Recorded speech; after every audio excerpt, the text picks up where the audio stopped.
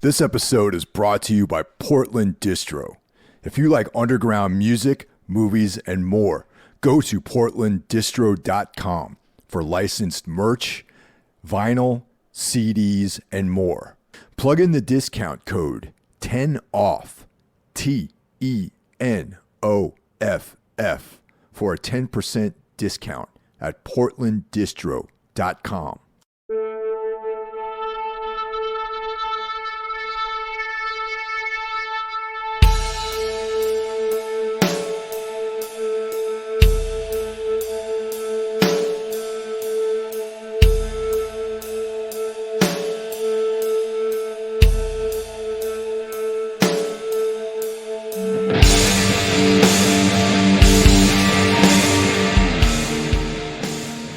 Greetings, everyone. Welcome to this week's episode.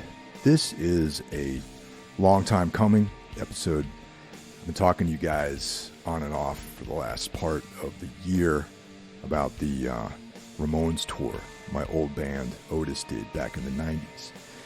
Now, Otis was a band that existed between 1994 and approximately mid-1996. And it was the first band I released music with, went on the road, traveled to Europe, did all sorts of cool stuff like that. And one of the things we did that was really cool was we did a run of dates with the Ramones. Now, some of you younger guys, I think the importance of the Ramones might be lost because, you know, it's quite old. Music has come a long way since they were relevant in some ways. But to me, they were a crucial band. When I was growing up in the 80s, they were these leather-clad phantoms that haunted New York City's Lower East Side and were pioneers in American punk rock music, and very, very important to me. It seemed like Black Sabbath, the Ramones, Motorhead, Black Flag, those are all bands that really, really were intense on me back in those days. So yeah, I'm putting together a couple episodes where I'm describing straight out of my tour journals what happened on those days and how cool it was and that sort of thing. Good stories, very nostalgic looking back and reading the stuff again because quite a bit of time has passed. It's a lot of water under the bridge. Sadly, some of the members of the Ramones are gone, and it's important to me to talk about this stuff. Before I get going, I want to shout out the rest of the horsemen of the podcasting apocalypse. Kicking the week off, we have Brandon Legion with Horror Wolf 666. Next up, Jackie Smits Into the Necrosphere. Wednesday, of course, as Everything Went Black. The next day, Thursday, I return with Mike Scandato and Jeff Kashid for Necromaniacs, Necro Thursday. The week ends with Spitball Media, featuring Mike Scandato's brother, John Draper. And definitely check that out. Saturday is a day off from podcasting. But Carl Hikara comes back on Sundays with Soul Knox. And Carl and I are engaging on the second phase of our Darkness Weaves project. And we trade off each month appearing on each other's shows to talk about the work of Carl Edward Wagner. We've just now started getting into the Kane stories, so it's brand new material, a new chapter in that saga, and a lot of fun. This is going to carry us for the next almost 2 years probably of material to go through. Also, Iblis Manifestation, lurking out there in the void, manifesting when need be, just at the right time. Cheyenne delivers a new episode just when you need it. I also like everyone to check out the Patreon. For as little as $1 a month, you can support the show. You get access early to these episodes. For $5 a month, you get all the bonus content, plus the early access. And for $25 a month, you can be a sponsor, similar to Portland Distro, who we read at the head of every free episode. Also, be sure to check us out on social media. I always forget to mention that because I don't really partake too much in social media. Just mainly you can check me out on Instagram. I mean, we have Facebook and X and all that sort of stuff, but it's mostly auto-posted. I probably won't be responding to anything through Facebook or X, but if you want to DM me directly, hit me up on Instagram, either under my own personal account, Michael D.C. Hill, or through Everything Went Black, or through Necromaniacs. One of us will get back to you on Necromaniacs. So here we go.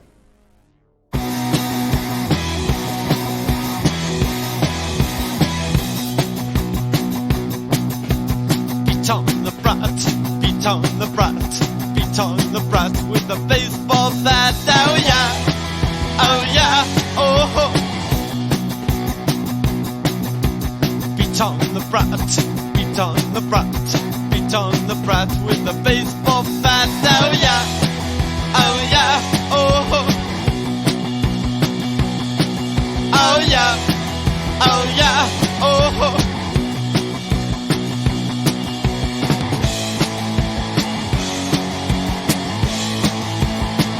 What can you do?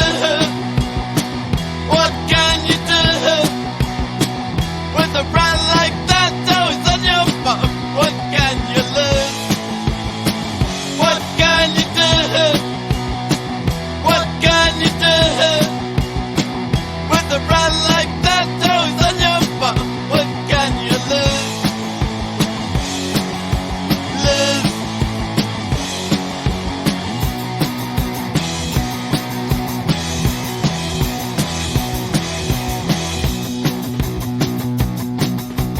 Beat on the brat, beat on the brat, beat on the brat with a baseball bat. Oh yeah, oh yeah, oh. Beat on the brat, beat on the brat, beat on the brat with a baseball bat. Oh yeah, oh yeah, oh.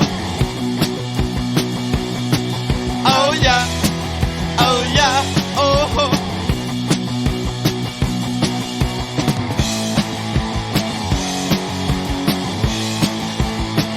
What can you do? What can you do with a brand like that always on your phone? What can you lose? What can you do? What can you do with a brand like that always on your phone? What can you lose? Lose.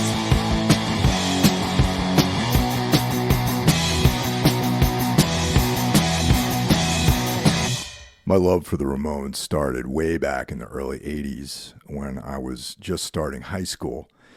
There was a couple older guys who had gotten into punk rock music. And prior to that, I was pretty adamantly in the hard rock, heavy metal world. Favorite bands were Black Sabbath, Rush, Scorpions, Judas Priest, stuff like that. AC/DC was my regular diet of music. Van Halen was definitely a pretty heavy duty rotation during those periods of time. There were these older guys that were into being in bands. They played guitar, and one particular guy, Mike Katz, was the best drummer out of anyone in my high school. He was a couple years older than me, and he was all about it. Long-haired dude, good-looking guy, long black hair. Really, really prolific band guy, playing drums. He was all about it, Van Halen. He was playing in bands with dudes who were out of high school, doing gigs at bars, things like that. He was like way ahead of everyone. I remember one summer, Mike went to California, and when he returned, everything had changed. Short, spiky hair, a leather jacket. On the back of the leather jacket was painted 4 leather-clad dudes with sunglasses and long hair, titled "The Ramones Road to Ruin," was painted on the back of this dude's jacket. And I was like, the Ramones. Interesting. What's this all about? Mike had brought back the Let Them Eat Jelly Beans compilation, which was very, very important. Black Flag, the Feeders, DOA. All that stuff was on there. We all made cassette copies of that record and distribute it amongst everybody. And that was the beginning of the whole thing. The Ramones were mysteries back then. Information was impossible to find. You had to experience things firsthand. You had to read about it in the Village Voice, Brave, Lower East Side, New York City in the 80s, and try to check this stuff out. Now, at the time, I didn't realize their career had started in the 70s, and they were actually part of that Lower East Side vibe, including bands like Television and Blondie and like all that sort of stuff. I was ignorant to any of that stuff back in that time. I was in high school. So I started in on the Ramones catalog. It was easy enough to play a guitar. And before too long, I was in my parents' basement with a bunch of other kids, learning all these songs, playing them. I'm like, wow, I can learn like 5 songs in an afternoon. And we have a whole set. We started playing at parties, doing that kind of thing. So that was one of the more important bands because their music was fast, short, easy to play, and had this intense sort of vibe to it. Right before I graduated high school, the Ramones had played in a place called the Agora Ballroom in Hartford, Connecticut, which is not too far from where I lived with my parents. And that was the first time I'd ever been to a punk rock show or seen them perform. And I remember driving out there with some friends, hanging out in the parking lot, and all these people wearing leather jackets and like cool hair, and they were playing all kinds of music in their cars that I'd never heard before. All this new stuff. Finally, it was time to go into the show and check out the band. And this band called the Queers opened for them, who probably you guys will remember them. They were okay, not my thing, but pretty good. The crowd seemed to be kind of into them. They had some fans, some level of enthusiasm. But when the Ramones took the stage, it was like a bomb had went off.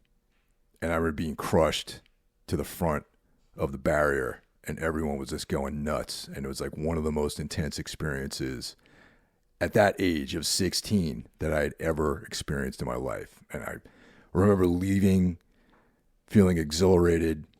All my clothes had been sweated through. My pants were stuck to me. My shirt was useless. It was torn. I think I was shirtless when I left that place. And I just remember going home and being completely transformed by the experience. And then understanding deeply that somehow this all had to figure into my future. May 3rd, 1995, Laundromat, Boston, Massachusetts. It's Wednesday afternoon, and I'm washing some of my clothes. The band is scheduled to play this big WFNX-sponsored shindig on Lansdowne Street tonight. The Royal Trucks, Shudder to Think, and a bunch of other local and national acts are also on the bill. We're then going to leave for the dates with the Ramones. We have 3 dates coming up: Norfolk, Richmond, and Baltimore. I slept until about 11 and did some push-ups, stomach crunches, and stretched out a little. On the way back to the house, I walked past Brighton High School, a huge, imposing building on Washington Street next to St. Elizabeth's Hospital. It looked like a concentration camp. It must be a major bum out to go to school there. I wonder how many kids pull guns on each other each day, or how many kids smoke out on crack before class. I walked on. Brighton is a strange place, to me at least. Technically, Alston and Brighton are one big neighborhood, but to me it seems different. Everyone here seems as if they've always been here. When 6 o'clock rolls around, the streets shut down, except for the liquor stores and the depressing local bars. There's always these characters hanging around. I would walk late at night through this neighborhood and observe the post-alcoholic carnage of people leaving the bars staggering around like fools. I felt like a ghost, insubstantial, haunting these streets. What a bummer. What a weakness. Down the street from the house is the building with a sign over the door that reads, the Yelena Restaurant. There are no windows, and the door is a solid, dull red color, as well as the rest of the building. It looks like an adult bookstore.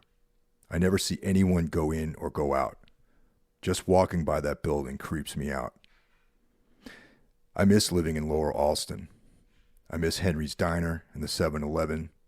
Ah yes, the 7-Eleven. Open 24 hours, 7 days a week. It'll never let you down.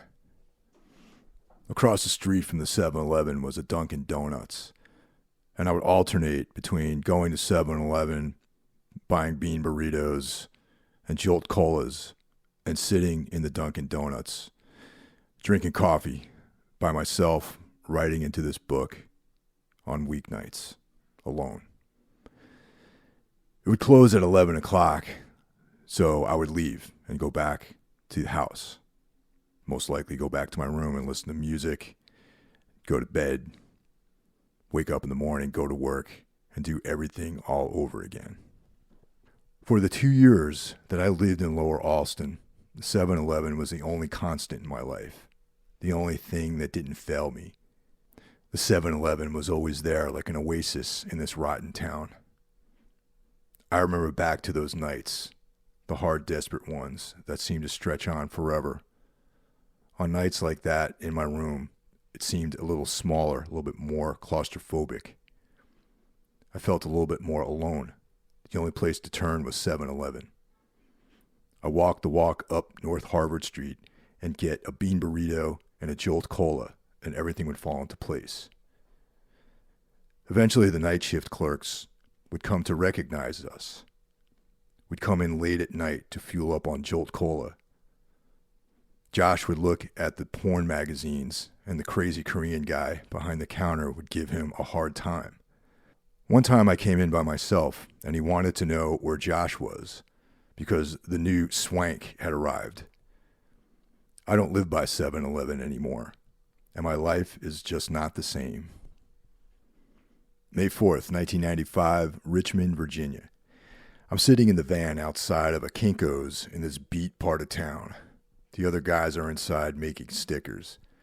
The first show at the Ramones happened earlier tonight at this club called the Flood Zone. The ball was somehow dropped by someone, and the club, as well as the Ramones crew, thought that we weren't on the bill.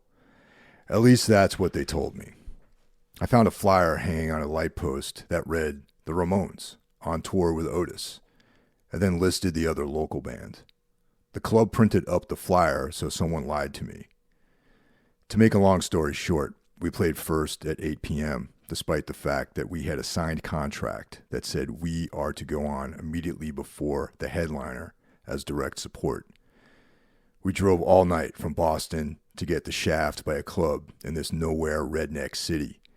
On top of that, the local band that went on after us used our equipment. That always sucks. Totally unprofessional. Sometimes it hurts to eat it like this, but all you can do is take it. At least we got paid our guarantee. The sound man told us that the other shows will be better. We drove all night after playing the WFNX Readers Poll Award show. It was a total mob scene. They closed off Lansdowne Street, and every club had 3 or 4 bands rocking out. They set up a stage outside, and the Boss Tones did a set.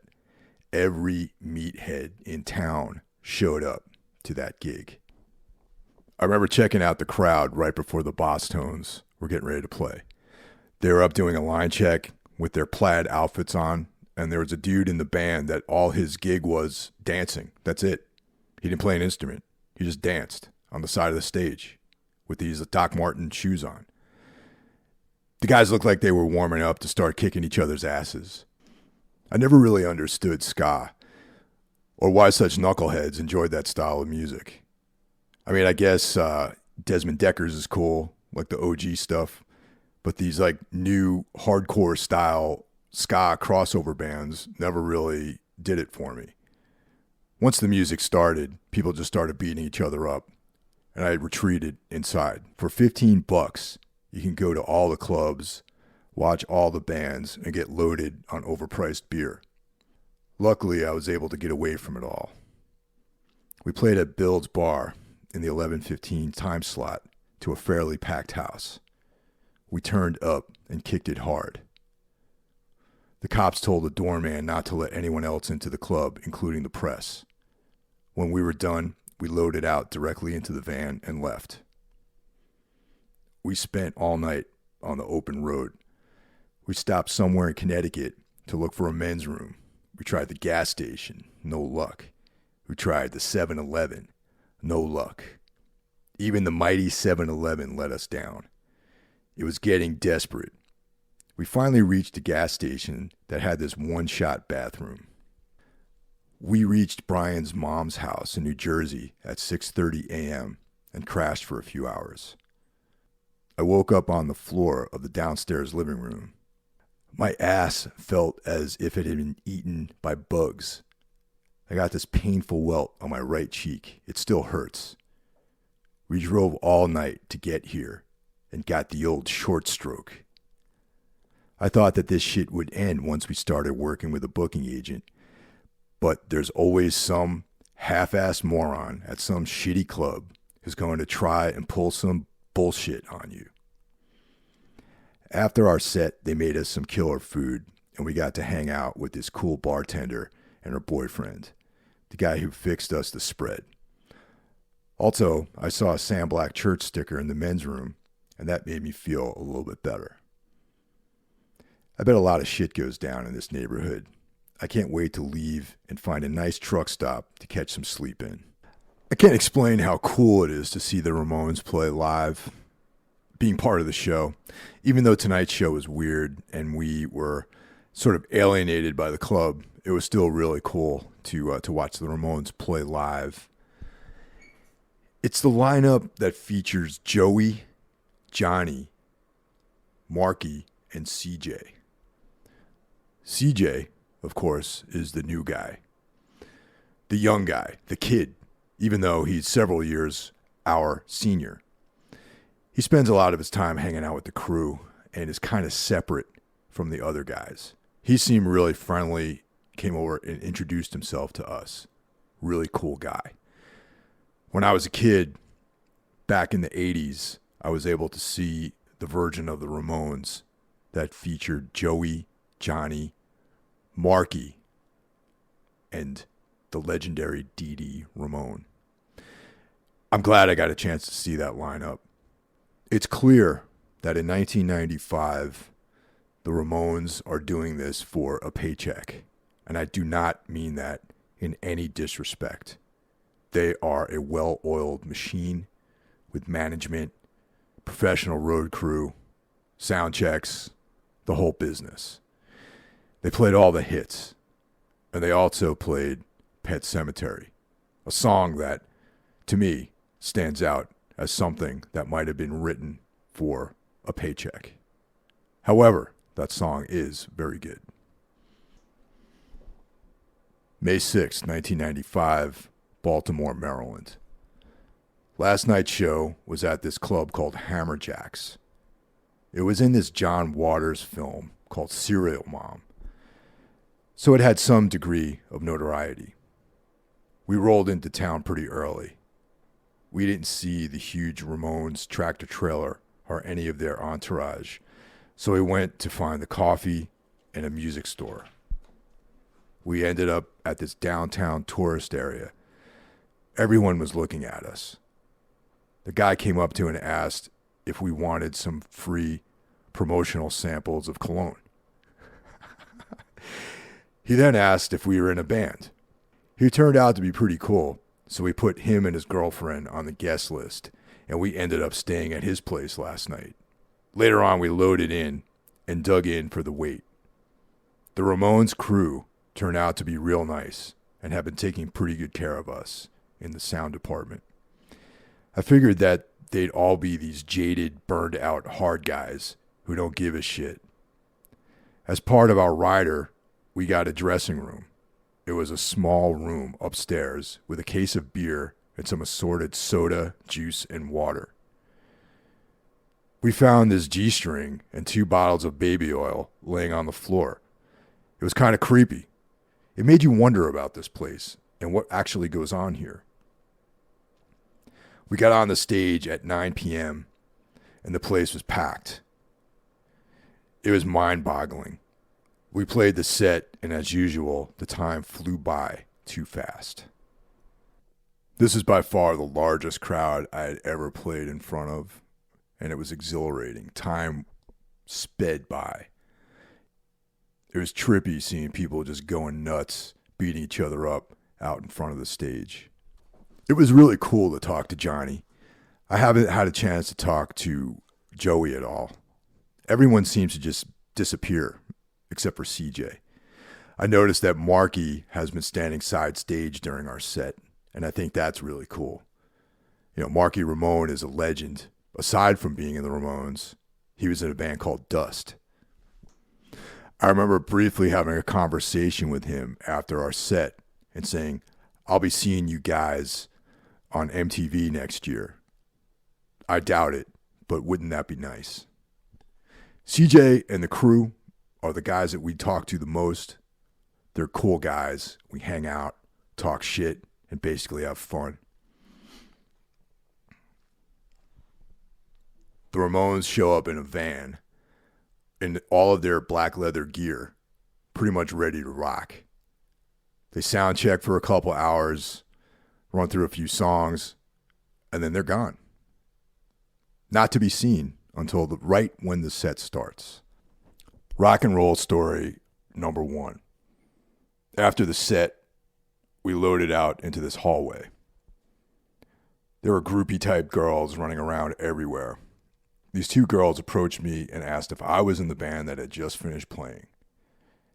They told me that they were together, quote unquote. They couldn't have been more than 18 and had total rock and roll bodies and were dressed in this like very, very suggestive manner. They had their hands all over each other. One of them said they wanted me to sign her ass.